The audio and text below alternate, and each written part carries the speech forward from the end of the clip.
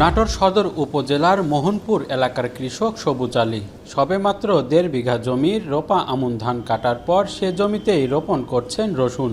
রোপণের আগেই জমি প্রস্তুত করতে দিতে হয়েছে টিএসপি, ডিএপি এবং এমওপি সার। তবে সারের বাড়তি দরের কারণে বিপাকে পড়েন এই চাষি। পটাশ আমরা ডিলারের কাছে যদি পাই তাহলে পাই 1050 টাকা, আর এদের কাছে যখন পাই না তখন খুচরা দোকানদারের কাছে যাই, ওরা নেয় 1250 টাকা, তাহলে 200 টাকা বেশি। কখনো যদি দেখা যায় কৃষকের চাহিদা বেশি তখন ওরা নেয় 1350-1400 টাকার দাম নেয়। রবি শস্য মৌসুম হওয়ায় বিস্তীর্ণ মাঠ জুড়ে রসুন, পেঁয়াজ, সরিষা ও ভুট্টা রোপণে ব্যস্ত সময় পার করছেন কৃষকরা। তবে চাহিদা বাড়ার সাথে সাথে বাজারে দেখা দিয়েছে সব ধরনের সারের সংকট।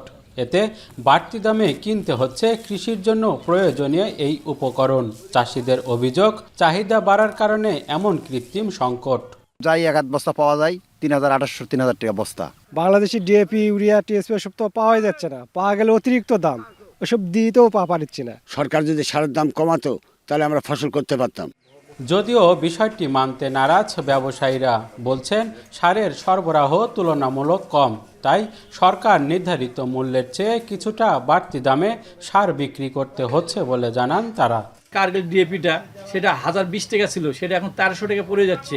1300 টাকা প্লাস 20 টাকা ভাড়া, 1320 টাকা পড়ে যাচ্ছে। তাহলে আমরা আরও 10 টাকা 20 টাকা লাভে বেশি। সার ঠিক মতো পাওয়া যাচ্ছে না, ভোক্তাদের কাছে 2-3 টাকা লাভ করে সার বেচছি আমরা। যেখান থেকে সার আমরা কিনছি সেখানে দাম বেশি।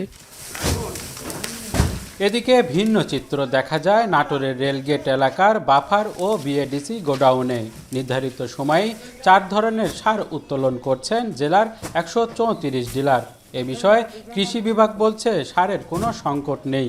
এছাড়া ডিলারদের বিতরণের পরও মজুত রয়েছে 6500 টন সার। শুধুমাত্র দাম বাড়ানোর জন্য কৃত্রিম সংকট তৈরির দাবি কৃষি কর্মকর্তাদের। আমার জানা মতে সারের সংকট নাই, এই ধরনের বেশি দাম কেউ নিচ্ছে না। তারপরেও যদি এই ধরনের কোনো বেশি দাম নিয়ে থাকে, আমরা বিষয়টা খতিয়ে দেখব এবং আইনানুগ ব্যবস্থা করবো এবং মনিটরিং যে কার্যক্রম আছে এটা আরও জোরদার করবো আমরা। ডিলার থেকে খুচরা পর্যায়ে তাদের সর্বনিম্ন 300 থেকে সর্বোচ্চ 1300 টাকা পর্যন্ত বাড়তি দাম দিয়ে সার কিনতে হচ্ছে। তবে সারের এই সিন্ডিকেট ভাঙা বেশ জরুরি বলে মনে করছেন কৃষকরা।